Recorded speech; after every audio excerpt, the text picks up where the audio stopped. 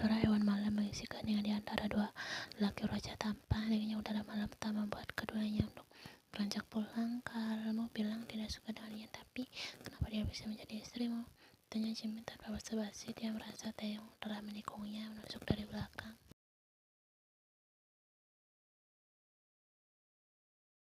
Dia membasuhkan nafas panjang. Aku terpaksa. Dia mengangguk lalu mengarahlah cerita dari mulutnya. Kenapa Yan bisa menjadi istrinya? Jimin hanya dia mendengarkan cerita Taeyong.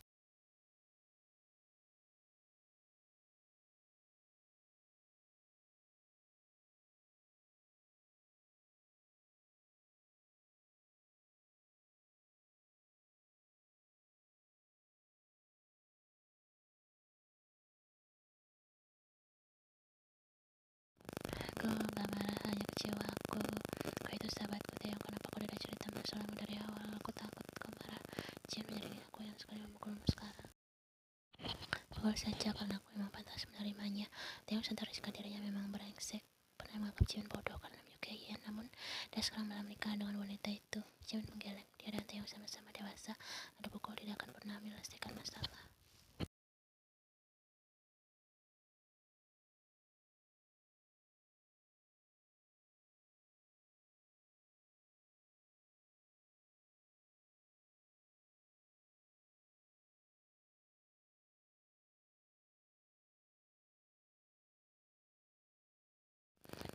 Kayak mampus. Nah, jam 4 kasar. Dia tahu jika Taeyong bingung dengan perasaannya sendiri. Kau bingung sama perasaanmu sendiri kan? Dia menghela nafas panjang. Aku tidak mungkin suka pada Yan karena aku sudah punya feeling. Jimin tersenyum nyeri bodoh. Kalau kau bagaimana? Masih suka Yan? Sampai saat ini masih. Jika Yan sudah memberimu anak, aku boleh merebut dia darimu? Taeyong tercengang saat mendengar pertanyaan Jimin. Jimin menyeringai. Dia sudah tahu jawabannya. Aku hanya bercanda. Taeyong tanpa sadar membuskan nafas lega. Dia takut Jimin akan merebut dia darinya. Aku minta maaf karena tidak menceritakan masalahku dari awal. Taeyong menepuk bahu Jimin.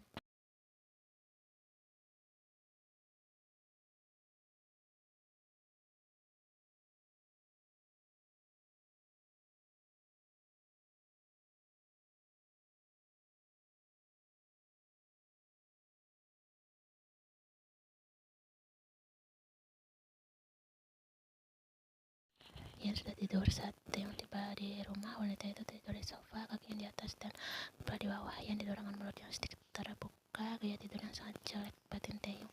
Dia tersenyum melihatnya. Sepertinya Yan ketiduran saat menunggunya pulang.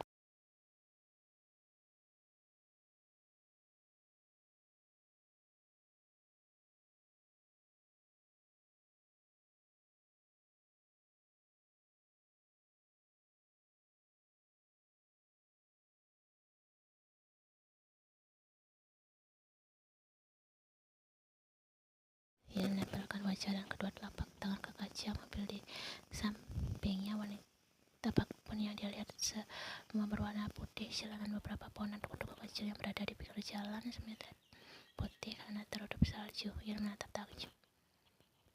Taeyong sibuk dengan tab yang ada di tangannya. Sekali melihat Yan senang melihat salju. Taeyong berdecak.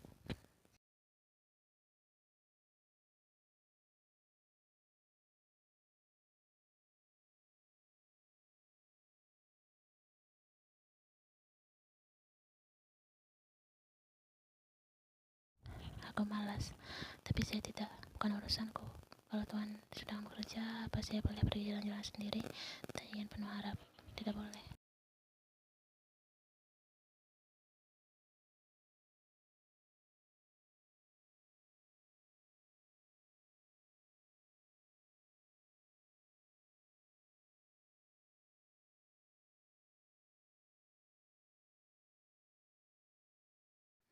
Taeyong tersenyum kecil mendengarnya. Dia suka sekali membuat Yan kesal. Akhirnya mereka tiba di tempat Taeyong mengadakan pertemuan dengan beberapa rekan kerjanya. Mereka pun segera turun. Yan mengenakan mantel yang dipakainya karena cuaca hari ini sangat dingin.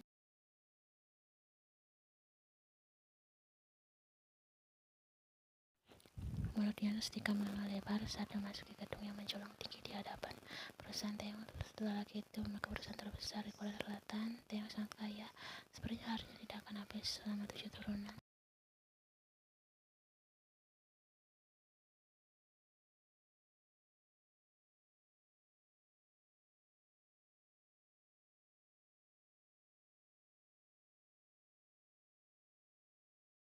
Taeyong tergaya-gaya menatap takjub ruang kerja suaminya karena baru pertama kali ini memasuki ruangan pemilik perusahaan besar. Di atas meja ada plat bertuliskan nama Taeyong yang terbuat dari emas. Sungguh tampak mewah dan berkelas.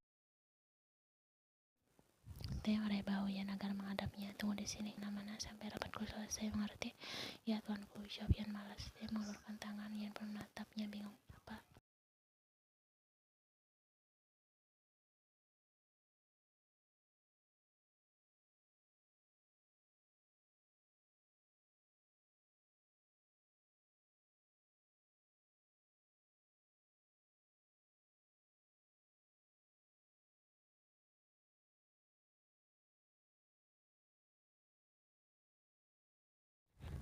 Cuaca saat dingin, seorang lelaki berwajah tampan tampak sedang membakar kayu di perapian. Setelah itu menuju minibar yang ada di rumahnya untuk mengambil sebotol anggur. Lelaki tersebut menghabiskan minuman anggur dalam satu kali teguk. Orang-orang yang mengenalnya pasti berpikir jika lelaki itu sedang jatuh ke titik yang paling rendah hingga membuatnya sulit untuk bangkit kembali. Hanya penyesalanlah yang kini menghantui hidupnya.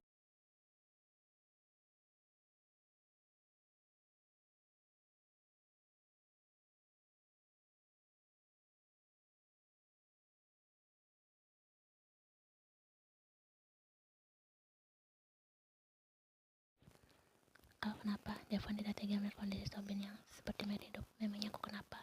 Devon menghela nafas panjang. Dia tidak tahu alasan yang membuat tiba-tiba Tobin meninggalkan Yan. Sebenarnya aku yang menanyakan hal ini sejak lama, tapi aku takut. Kenapa takut? Aku takut kau. Tobin tersenyum pahit. Aku memang ingin mati, tapi tidak dengan ucapnya datar.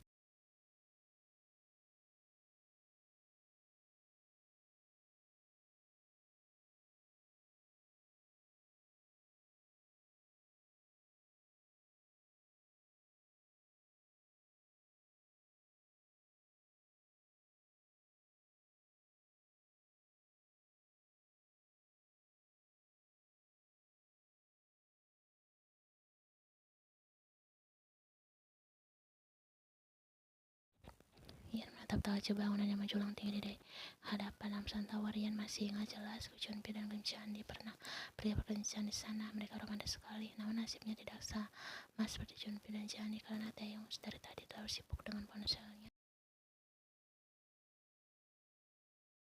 Laki itu tidak ada romantisnya sama sekali. Sejak tadi mereka hanya duduk di bangku taman tanpa melakukan apapun.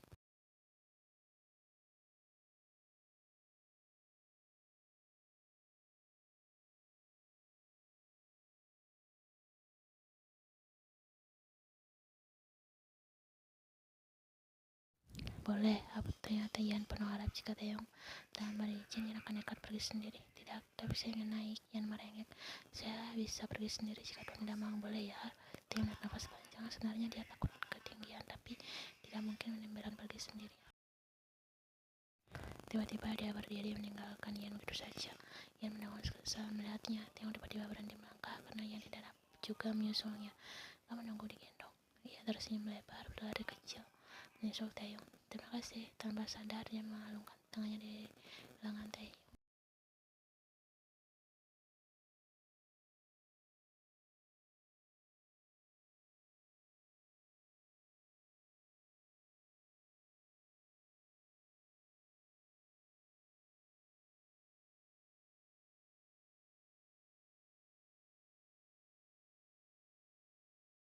Tuan, lihatlah, saya lebih tinggi dari pohon itu.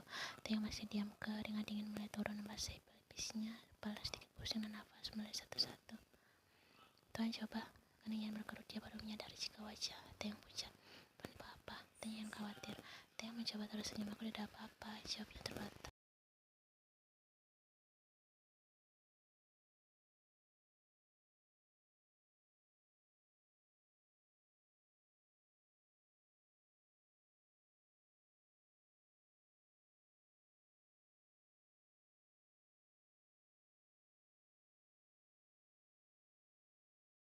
Yan merasakan setelah tidak seperti tuan yang kejam selalu tertawa jika saya jatuh.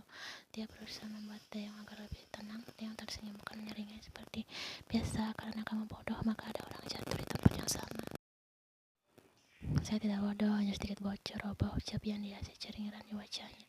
Sudah sampai. Yan dan Taeyong pun segera turun. Cemara tadi mereka masih bertaut dan saling menggenggam. Banyak pasangan yang menghabiskan waktu bersama di sepanjang jalan menuju Namsan Tower.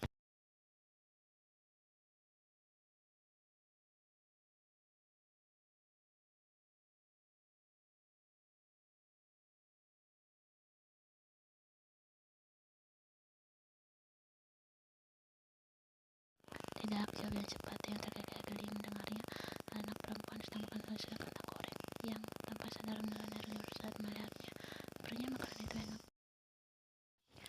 Kau mau itu? Theo menunjuk penjual sosis yang ada di seberang jalan. Tidak, Xiaoyan, dan tatapan matanya masih terujuk ke arah penjual sosis. Yakin tidak mau?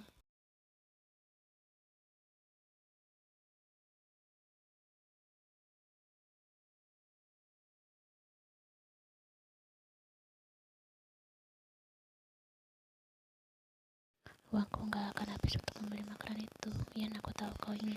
Ayo beli, serius. Iya.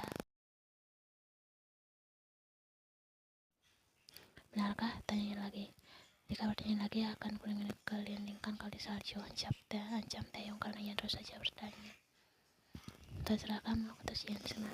Saya beli 2 sosis bakar. Ucapnya pada lelaki berbaya penjual sosis. Nih, penjual sosis itu mengangguk lantas menyiapkan pesanan mereka.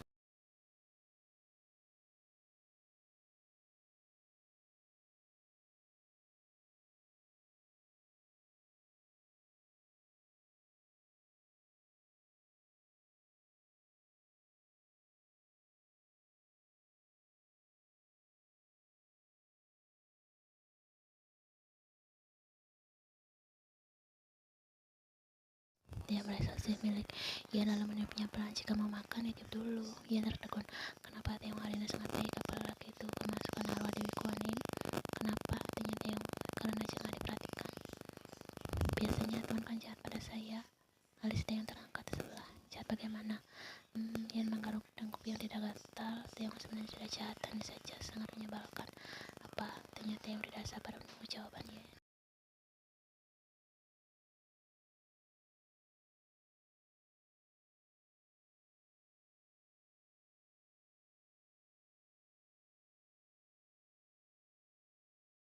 Puncak Namsan, jawab Yan bersenang. Dia sangat tidak sabar menuliskan namanya dengan Kim So Hyun. Ayo baiklah. Taeyong menganggap cemari Yan pergi ke toko yang menjual gembok cinta bersama. Kenapa warnanya pink? Tanya Yan karena Taeyong membeli gembok warna merah muda. Memangnya kenapa? Warna itu terlihat cewek. Yan menatap. Tidak begitu suka dengan warna pink. Menurutnya warna itu terlalu kalem. Kamu kan memang cewek kan? Desah Yan.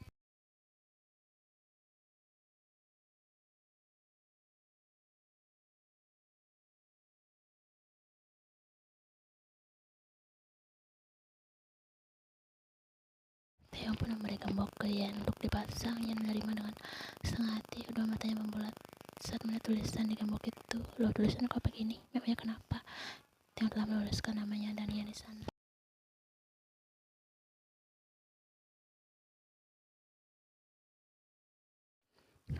Saya inginnya kan. Nah, sama Kim So Hyun, desah Yan kesal. Jangan cerewet Kim. Taeyong lebih keren dari Kim So Hyun. Yan menatap Taeyong dengan kesal, namun dia tetap memasang gembok itu karena sudah terlanjur. Di Korea terkenal betul jika sepasang kekasih menulis nama di gembok cinta dan membuang kuncinya, maka mereka tidak akan terpisahkan. Ia tidak bisa membayangkan harus menghabiskan sisa hidupnya bersama Taeyong. Dia bisa mati muda karena menderita tekanan darah tinggi.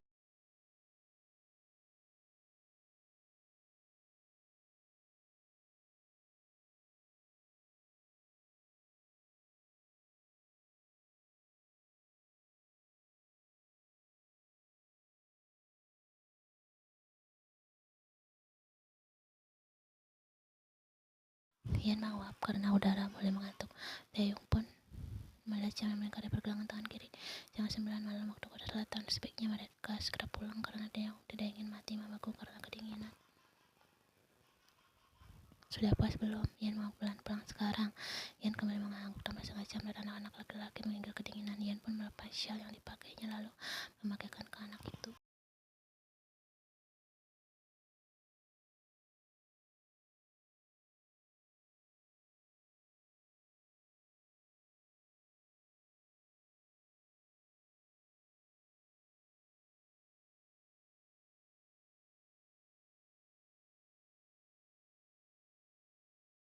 Kenapa kakak lama sekali? Reza Sobin karena bosan menunggu sepupunya. Sorry lama kakak tadi mampir beli makan dulu. Ucap Agatha sambil masuk ke mobil Sobin. Si kecil Rafael sudah tertidur pulas di dalam gendongannya. Nafas Sobin tercekat, jantungnya seketika berdegup kencang karena mencium aroma apel manis, wangi yang sama seperti gadisnya. Apa dia selalu merindukan gadisnya? Sobin menarik nafas panjang.